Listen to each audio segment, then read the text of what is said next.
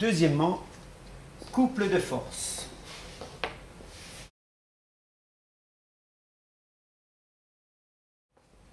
Deuxièmement, couple de force.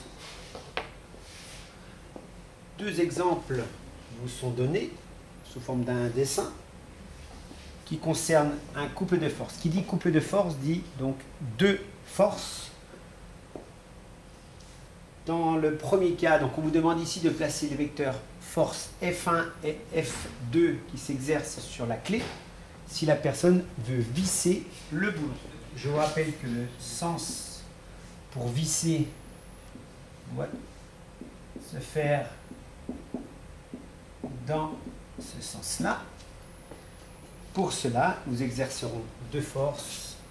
Une force F1 et une seconde force s'opposant à F2, à F1, pardon, une force F2.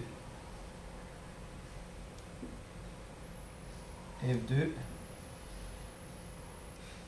F1.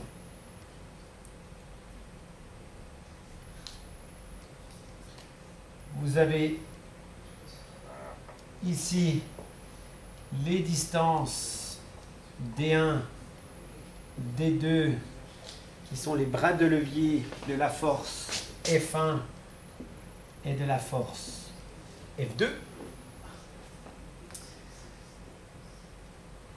Que peut-on dire de la direction et du sens de ces deux forces? Donc tout d'abord, ces deux forces présentent la même direction, c'est-à-dire les directions sont parallèles. Nous avons ici, dans ce même cas, la force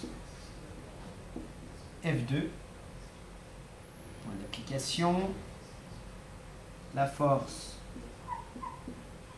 F1, avec, comme ici, l'axe de rotation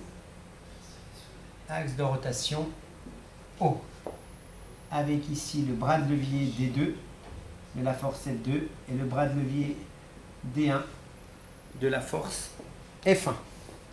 À nouveau, nous pouvons observer que les forces présentent la même direction, mais elles sont de sens opposés. Que peut-on dire de la direction et du sens de ces deux forces? Les deux forces présentent la même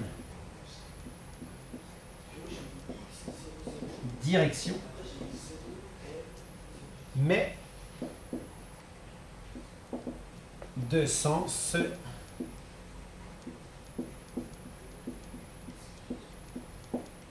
opposés. Que provoque ce couple de force comme mouvement sur la clé? Ce couple de force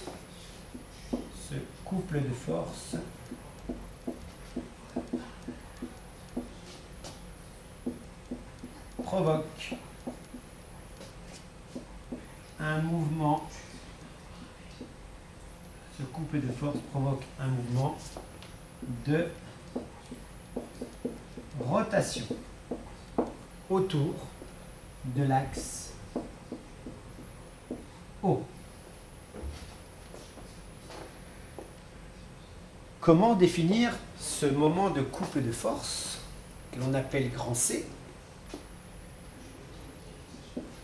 C est égal au moment par rapport à O, si je prends ce cas-là, de la force F1 plus le moment par rapport à O de la force F2. Si je détaille, le moment de la force F1 est donc F1 multiplié par son bras de levier plus F2 multiplié par son bras de levier.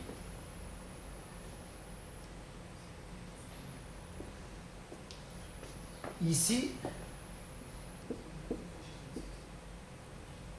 F est égal à F1 est égal à F2, il faut supprimer les vecteurs ici, puisque nous parlons en norme, ce qui veut dire que nous pouvons factoriser par F, puisqu'ici F1 égale à F, F2 égale à F, nous pouvons donc factoriser par F, facteur de D1 plus D2, avec D1 plus D2, qui est égal à la distance séparant les deux directions. On en conclut donc que le couple de forces appelé C s'exprime F multiplié par D, D en mètres, F en newton et mon couple de force en newton-mètre puisqu'il est la somme de deux moments de force. Ce couple de force est donc égal à la force, sachant que F1 égale à F2, multiplié par la distance séparant les deux directions.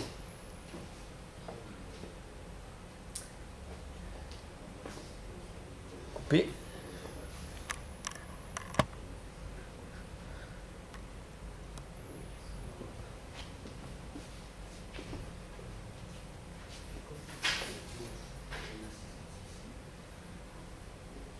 Vous réaliserez les exercices 12, page 126 et 24, page 127, question 2, ainsi que l'exercice d'application avec le chargeur.